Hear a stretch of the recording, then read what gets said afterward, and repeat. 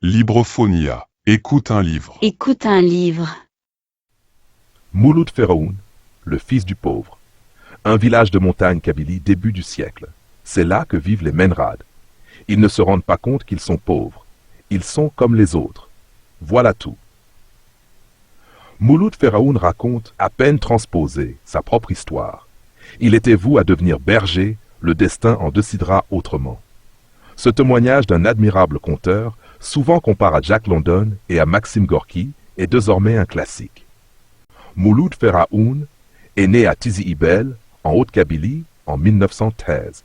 Après des études à l'école normale d'Alger, il enseigne pendant plusieurs années en Algérie, puis devient inspecteur des centres sociaux. Il est assassiné à Alger le 15 mars 1972. J'ai écrit Le fils du pauvre pendant les années sombres de la guerre, à la lumière d'une lampe à pétrole. J'y ai mis le meilleur de mon être, Mouloud Féraoun, dans l'effort algérien. Le fils du pauvre. Menrad, modeste instituteur du bled kabyle, vit au milieu des aveugles. Mais il ne veut pas se considérer comme roi.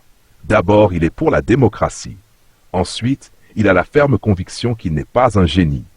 Pour aboutir à une opinion aussi désastreuse de lui-même, il lui a fallu plusieurs années. Cela ne diminue pas son mérite. Au contraire, dès ses premiers mois dans l'enseignement après ses études, il confie à son journal, car il en a un. Lorsque je rentre en moi-même et que je considère ma situation en fonction de ma valeur, je conclus amèrement, je suis lésé. Le manque de moyens est un obstacle, bien perfide. Ma conclusion ne s'arrête pas là. Pourtant, puisque je me sens une intelligence si vive avec les vieux livres et les vieux cahiers, rien ne dit que je n'irai pas loin.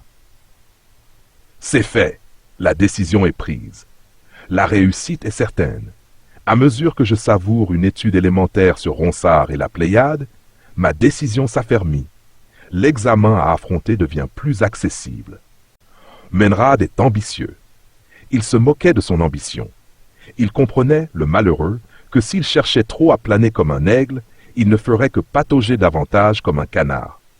Il se résigna donc à être simplement instituteur, dans un village comme celui qu'il avait vu naître, dans une école à une classe, au milieu de tous les paysans ses frères, supportant avec eux les tourments de l'existence, l'âme parfaitement calme et attendant comme eux, avec un fatalisme indifférent et une certitude absolue. Il le dit le jour où il entrera au paradis de Mahomet. Cette attitude, en tout point digne d'éloge, n'est pas celle d'un sceptique. Le pauvre Menrad est incapable de philosopher. Elle résulte du sentiment très net qu'il a sa faiblesse. Après avoir renoncé aux examens, il a voulu écrire. Il a cru pouvoir écrire. Or, ce n'est ni de la poésie, ni une étude psychologique, ni même un roman d'aventure, puisqu'il n'a pas d'imagination. Mais il a lu Montaigne et Rousseau, il a lu Daudet et Dickens dans une traduction. Il voulait tout simplement, comme ces grands hommes, raconter sa propre histoire. Je vous disais qu'il était modeste. Loin de sa pensée de se comparer à des génies, il comptait seulement leur emprunter l'idée, la sotte idée de se peindre. Il considérait que s'il réussissait à faire quelque chose cohérent, complète, de lisible, il serait satisfait.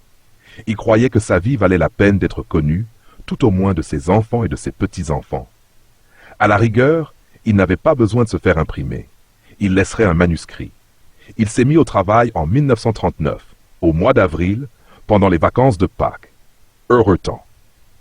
Devant les innombrables obstacles qui se dressent à chaque tournant de phrase, à chaque fin de paragraphe, devant les mots impropres, les tournures douteuses et les adjectifs insaisissables, il abandonne une entreprise au-dessus de ses forces, après avoir rempli un gros cahier d'écolier.